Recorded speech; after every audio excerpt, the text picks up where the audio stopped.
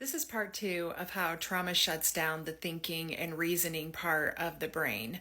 When you have a child struggling with addiction, it can be a traumatic experience, and it's really easy for us to re traumatize ourselves every time we access the memories of those traumatic experiences. In video one, I explained how that happens. And now in video two, I want to give you some examples of how you can do that to yourself and how you can avoid it to help you understand better. I'm Heather, and I help mothers worry less and create more connection with their child who struggles with addiction. You do not have to wait for recovery. Healing can start today. Follow me to learn more.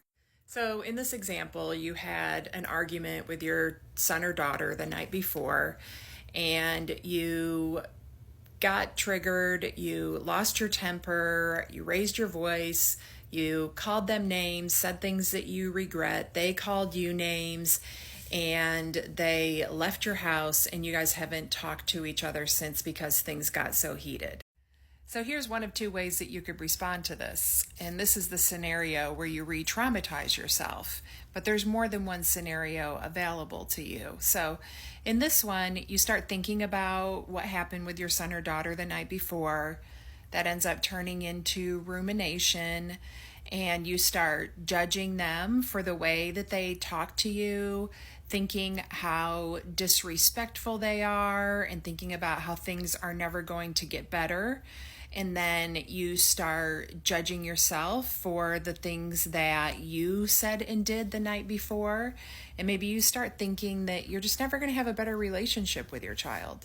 So now you've changed the original memory with all of your negative thoughts and feelings and judgments about what happened.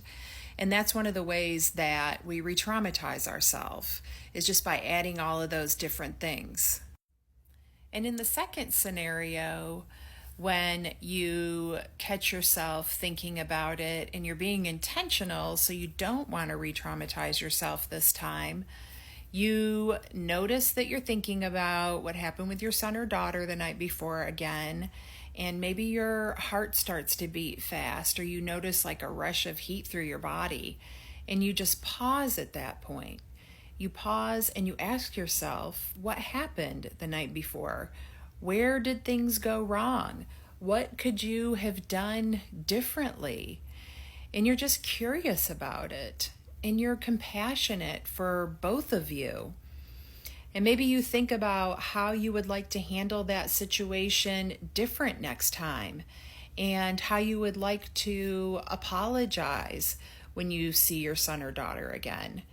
So this time when you're accessing the memory, you're creating positive associations with it, and even a sense of that power and control by noting the things that you could do differently that could create a different outcome in this situation. So accessing those two memories in those two very different ways are going to create different outcomes for your future as well. In one of those, you're going to re-traumatize yourself, create more anger and disconnection. And in the other one, you are going to create healing and a completely different experience for both you and your child.